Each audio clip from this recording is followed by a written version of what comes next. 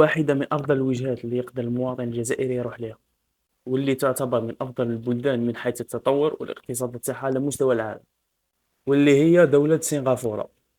وين جاية هذه؟ جاية في جنوب شرق آسيا. بالنسبة للناس اللي حاقرة هذه الدولة بحكم أنها جاية في قارة آسيا، تعتبر رابع أهم مركز مالي على مستوى العالم.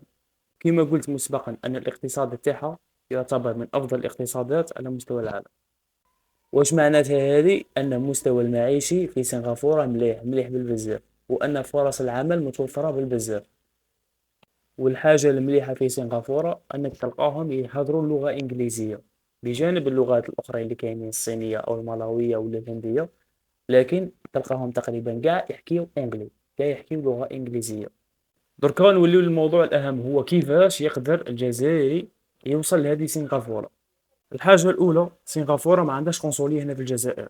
والحاجة الزوجة، باش توصل سنغافورة ولا باش تخمم تروح ليها لازمك فيزا. أي فيزا؟ فيزا إلكترونية.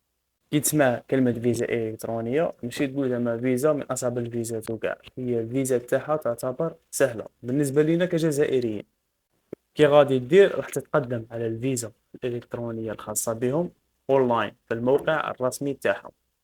واش تحتاج؟ أوراق، وبيان سير الأوراق اللي غادي نذكرها راح تبعثها لهم أونلاين، تبعثها لهم سير انترنت. ماشي دير دوسي تقول لي وين غادي ندفع. راني نقول ما كانش قنصلية هنا. أول حاجة تحتاجها هي الباسبور تاعك، ويكون ساري المفعول لمدة 6 أشهر على الأقل.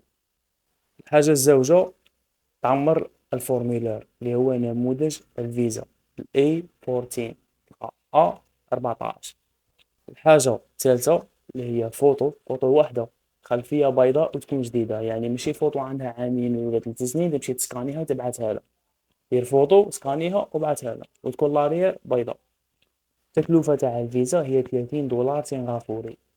شحال بالدينار الجزائري ما نقدرش نقول لك انا شحال بالتحديد، خاطرش هذا الدولار السنغافوري يطلع ويهبط يوميا. سيتادير لو كان نقول لك انايا بري معين، قادر غدوه ما تلقاش داك البري، وقادر تلقاه. يعني تعلم كيفاش انت ولا انت تشوف وحدك، تدخل المواقع ولا التطبيقات اللي يديروا شونج، ويدير منه الدولار السنغافوري ودوره للاورو، ومن بعدها الاورو هذيك دورها للدينار. علاش ما ديرش الدولار السنغافوري للدينار ديريكت؟ خاطر حنايا يطلع لنا بالعمله تاع لابونك. كيفاش غادي تخلص تكاليف الفيزا؟ ما تقدرش تخلص تكاليف الفيزا بالبطاقه الذهبيه هذه تاع لابوست ولا تاع لابونك دينار، هادو اكزيستو غير هنا في الجزائر. يعني خارج الجزائر ما تقدرش تستعملها ولا في المواقع الأجنبية. لازم تكون عندك بطاقة بنكية أجنبية كما وايز ولا باسيرا ولا ماستر كارد ولا أي نوع من البطاقات، المهم أجنبية. اللي ما عندوش بطاقة أجنبية يشوف أي واحد عنده يخلص عليه وهو يخلصها بالدينار، ولا يشوف أي وكالة سياحية قريبة عليه خلص عليه المبلغ ويخلصها بالدينار.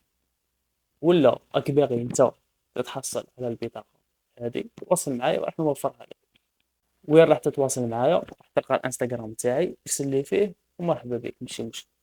شحال المدة باش يردوا عليك، يعني باش يرجعوا عليك خبر هل تحصلت على الفيزا او لا؟ لو ماكسيموم ما يفوتوش 7 ايام، تقريبا يردوا عليك ما بين يومين 3 ايام 4 ايام. لكن يطولوا عليك كاع ما يفوتولكش مدة 7 ايام اللي هي اسبوع. زيادة على هذا غادي تحتاج ريزرفاسيون اوتيل كونفيرمي، حجز الفندق المؤكد، وتزيد تحتاج تاني ريزرفاسيون بي الي روتور، وتزيد دير لهم كشف حسابك البنكي بالعملة الصعبة الأورو أو الدولار، ويكون فيه شوية دراهم، يعني ماشي دير لهم كشف رصيد وانت ما عندك والو فيه. وين غادي توصلك الفيزا؟ هذا السؤال بزاف يتكرر في موضوع الفيزات الإلكترونية. غادي توصلك الفيزا في الجيميل نتاعك، يعني في البريد الإلكتروني الخاص بك اللي راك حل به البلاي ستور ولا اللي راك تخدم به. يعني هذا بعد ما انت دير داك الجيميل اللي راك تخدم به في الموقع اللي راك ديجا تعمر فيه صوالحك تاع الفيزا الإلكترونية. بعد ما توصلك الفيزا في الجيميل راح تروح تطبعها. بخصوص تذاكر الطيران بالنسبة من الجزائر إلى سنغافورة، مراش كاين فول ديريكت، يعني ما كانش رحلة مباشرة، لازمك دير إسكان. كي غادي دير باش تعرف الرحلات؟ غادي تدخل الموقع اسمه سكاي سكانر، غادي دير الوجهة تاعك يعني من الجزائر إلى سنغافورة، ولا دات اللي غادي تروح فيها، راه غادي يطلعوا لك جميع الاسعار مع جميع الرحلات المباشره اللي متوفره. اي سؤال خلي لي تعليق وراح نجاوبك عليه ان شاء الله، ولا راسلني ديريكت على انستغرام اللي تلقاه تحت، ولا لاباج تاع الفيسبوك.